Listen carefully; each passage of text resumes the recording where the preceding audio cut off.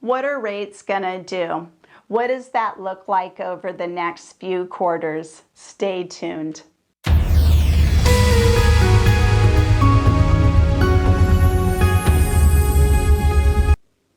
Thanks for watching. I'm Shirley with Shirley's Real Estate Group at Giles Scott. I've been helping clients across the Puget Sound for over 27 years, and this is the show where we talk real. Buying and selling real estate, that is. In my last video, we talked about home prices dipping in King County and what that could mean for our local market. Today, we're shifting gears and talking about something that impacts both buyers and sellers, mortgage rates. So let's jump right in. Let's start with a quote from Sam, chief economist of Freddie Mac. Earlier this spring, he noted that rates had reached their lowest level in 3 spring home buying seasons. That temporary improvement, coupled with a pickup in purchase applications and refi activity, gave the market some much-needed momentum moving into the second quarter. But what does the projections look like going forward? The KCM research team recently put together forecasts from Fannie Mae, the MBA, and Wells Fargo. What stands out is this: nobody is projecting a major drop in rates anytime soon, unfortunately. For the second quarter of 2026, the average projection is right around 6.28%. By the third quarter, it moves slightly to 6.23%.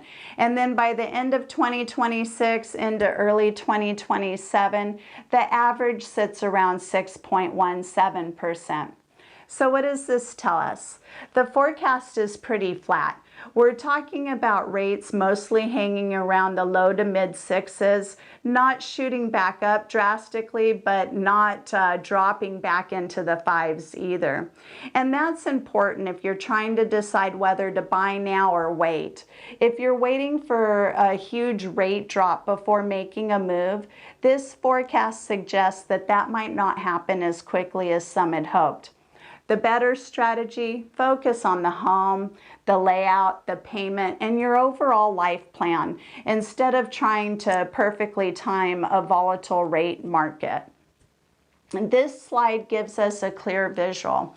The orange line shows the actual 30-year fixed mortgage rate over the last couple of years. We saw rates move around quite a bit, from the mid sixes up near 7% and then back down. But when you look at the forecast lines from Fannie Mae, the MBA, and Wells Fargo, they are all telling a very similar story. Flat and steady, right around the low 6% range through the end of the year. So to recap, rates did dip beautifully early this spring, but since the recent geopolitical tension and pressure on oil prices, they ticked right back up into the mid sixes. Realistically, we need global stability and oil prices to cool off before we see significant downward relief on these numbers. Even with rates hovering in the mid sixes, we are still seeing signs that buyers are adjusting. According to the latest pending home sale data from NAR, nationwide contracts rose 1.4% in April and were up 3.2% compared to last year. NAR chief economist Lawrence Yun noted that buyers are returning with cautious optimism despite economic uncertainty.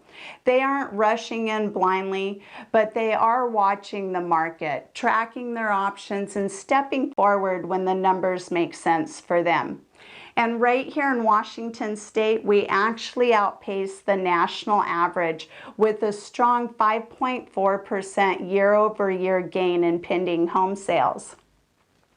So my question for you today: if mortgage rates stay right around this mid to low 6% range for the rest of the year, do you think local sellers are pricing their home for the market we're actually in today?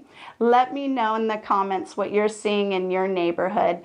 And if you want a head start, click on the link in the description for an instant look at what's hitting the market near you. And if you're curious about what's actually sold down the street, click the second link in the description below for a detailed market report, including real-time neighborhood and market insights. As always, thank you for watching. Don't forget to like and subscribe. Until next time, keep dreaming big and aiming high.